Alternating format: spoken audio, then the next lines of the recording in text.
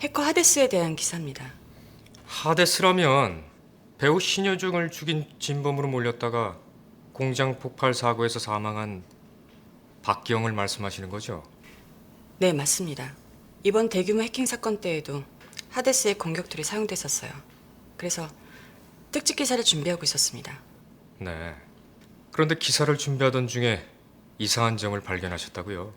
네, 그 점에 대해 이 법정에서 증언해 주실 수 있을까요?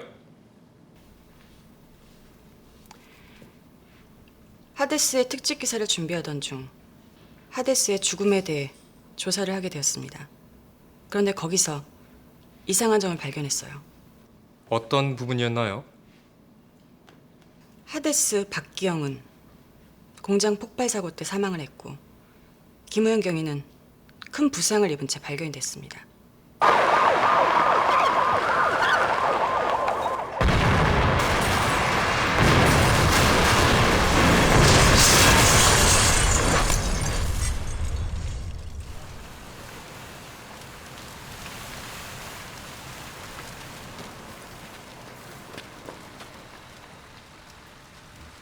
처음 발견했을 때 부상이 워낙 심해서 겉으로 보기에는 김우영 경인지 아닌지 판단하기가 힘들었다고 했습니다.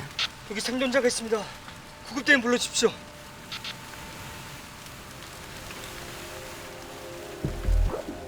그런데 그 사람이 김우영 경이라고 생각했던 이유는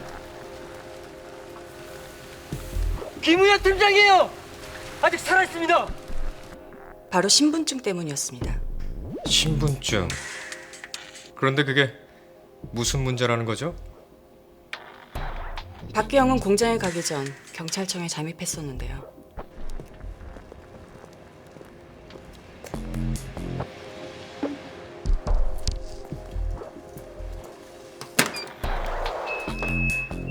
그런데 바로 그때 김우영 경의 신분증을 가지고 있었습니다.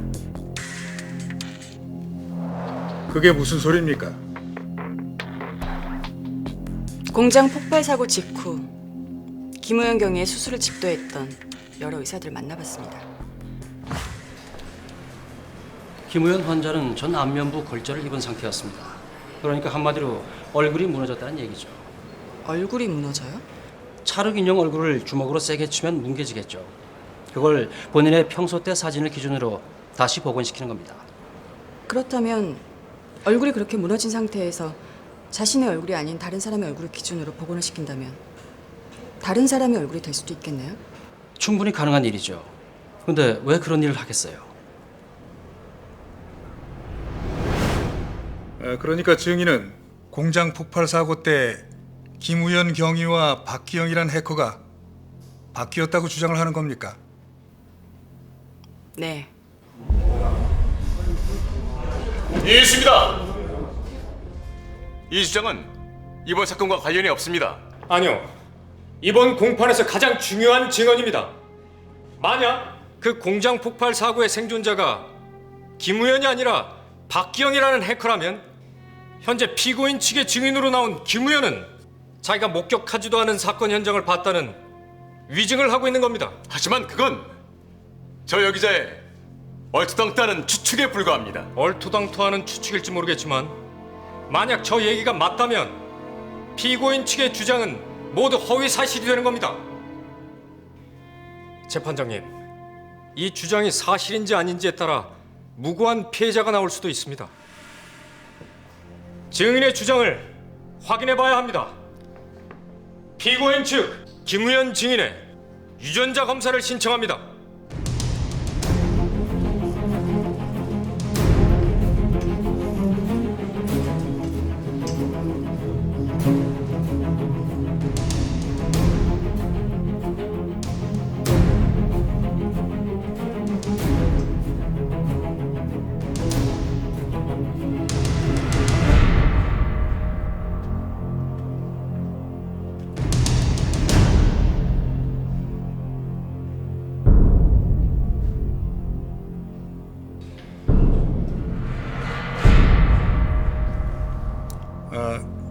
검찰 측이 제기한 의견에 대해 협의하기 위해서 15분간 휴정하겠습니다.